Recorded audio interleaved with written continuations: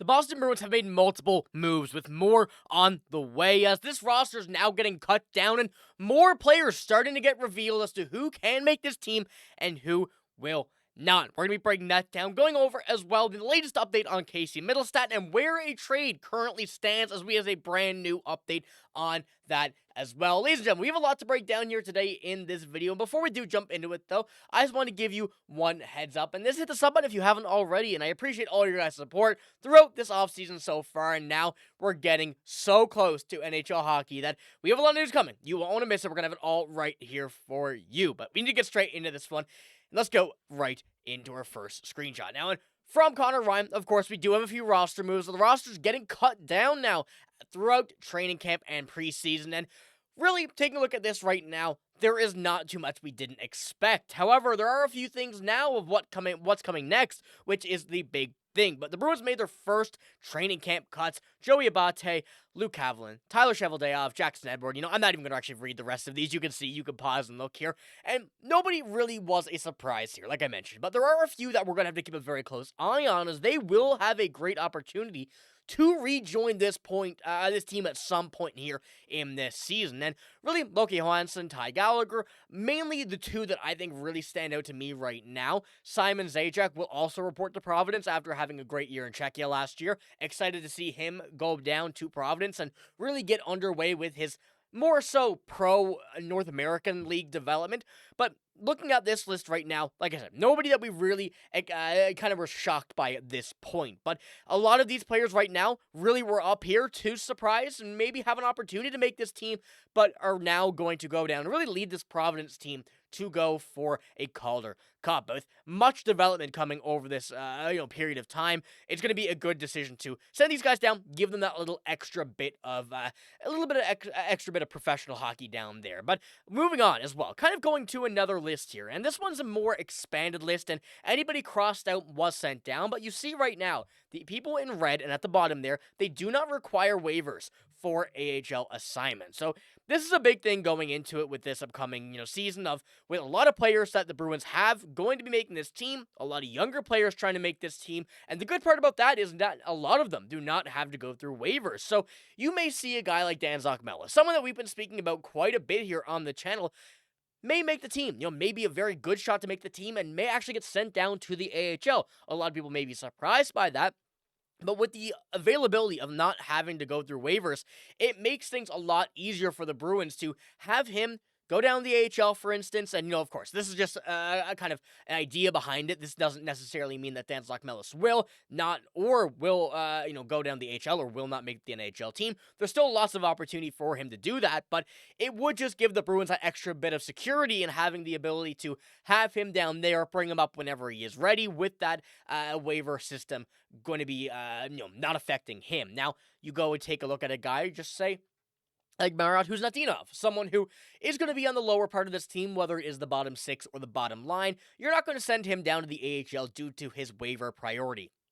He will be on waivers if getting sent down, so doing that would just be a little bit of a loss for the Bruins. So we can really take this now and kind of break it down to what players, who would really make this team at this moment, who would be able to, fight for a spot. And one name that really stands out, at least on the offense here for that, is John Beecher. He's been a player that over the past season or so, has been in a little bit of a spot where no player really wants to be. Being on that fourth line, third line every now and then, and not really getting and showing what you're really made of. And this preseason has also done the same thing. Now, a goal coming from last game, definitely a good sign, and that also comes with him being bounced back up to the Group A lines once again, and having him there, now, not in the four lines, but down with Mikey Ason and Marat Huznatinov. Now, of course, these Group A lines are nothing serious just yet. There's still a lot of moving parts, as we saw the last game and the game before for the Bruins here in the preseason, but we're getting a very good idea of where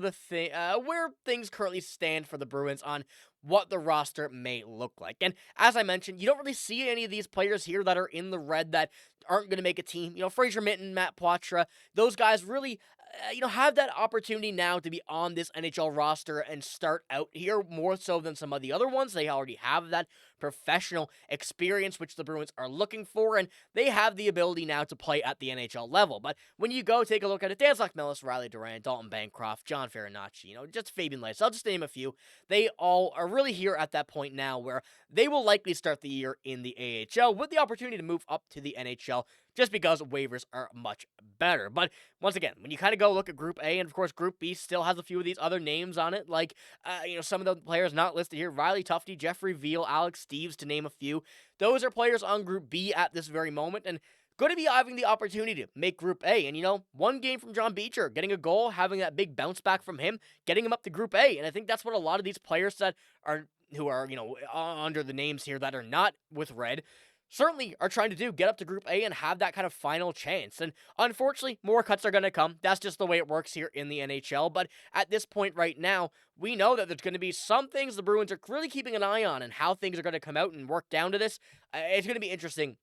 Let's go out here and see what the next moves are from whether it's Group B getting down to the Providence Bruins or Group B up into Group A. Now, one more thing I did want to point out here is the defense. When you take a look at that third line, Zadorov and Jokiharju, a line last year that was actually very, very good, but also was definitely not a first-line defensive pairing. This is going to be a good year for the Bruins when we're seeing this kind of defensive pairing with Hampus Lindholm at this point with Andrew Peeke, Mason Lohrei with McAvoy on the first line, and Zadorov, Jokiharju on the third.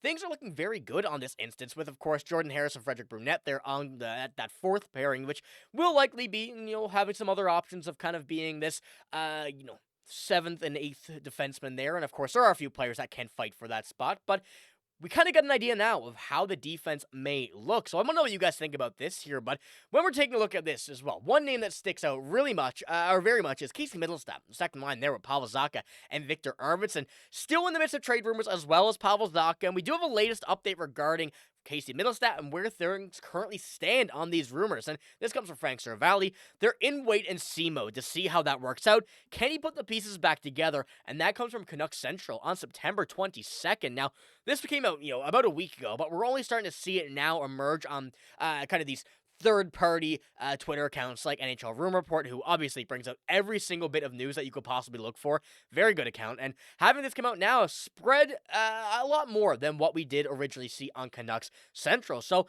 having this on Canucks Central and Frank Seravalli talking about it, we know that the Vancouver Canucks are one team that are interested in Casey Mittelstadt. And at this point right now, with the way everything seems to be playing out and the way that Casey Mittelstadt has really had his voice spread around this team at this point and had his opinion on his line mates, which, of course, were different here within the last game, preseason game compared to now Group A, he is enjoying it. I think this is going to be kind of, as Frank Seravalli says, a wait-and-see kind of thing as to where he can go, how he plays, and really, if he can start out hot and continue hot, you keep him on this line and you keep him on this roster. And hopefully either see his trade value go up or end up keeping him on this lineup and, kind of exceeding a lot of expectations. But as I said, Casey Mittelstadt certainly was not afraid to come out and really say what he thought about his line mates. I think we complement each other well. And to be honest, I really like what we're trying to do.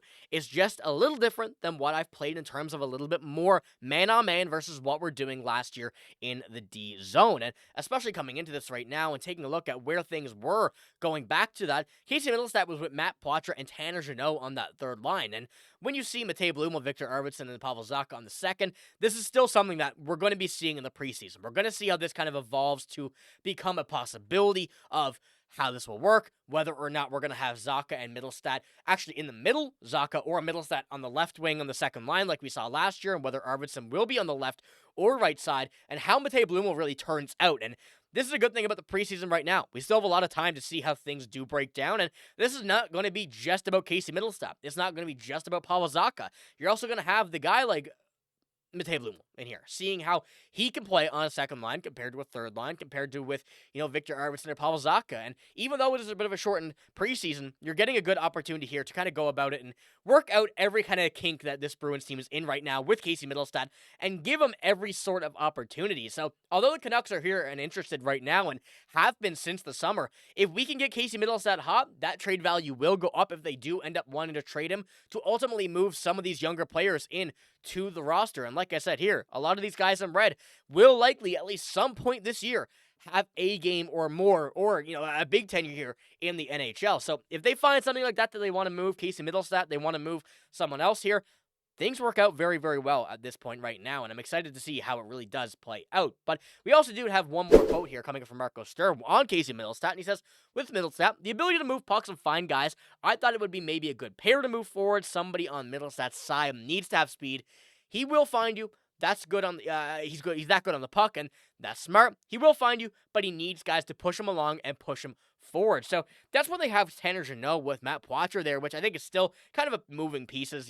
I don't really know about Tanner Jeannot on a line with Casey Mittelstadt if you're trying to up and find the potential of his offense. And we know that, we're not going to see Tanner Jeannot go out here and pot 20 goals in the season, but if he is in some way able to spark Casey Mittelstadt, you absolutely run it. You make that decision. You do that already. But as you see here, Tanner Jeannot, Matt Poitras, that was what the line was in the last preseason game.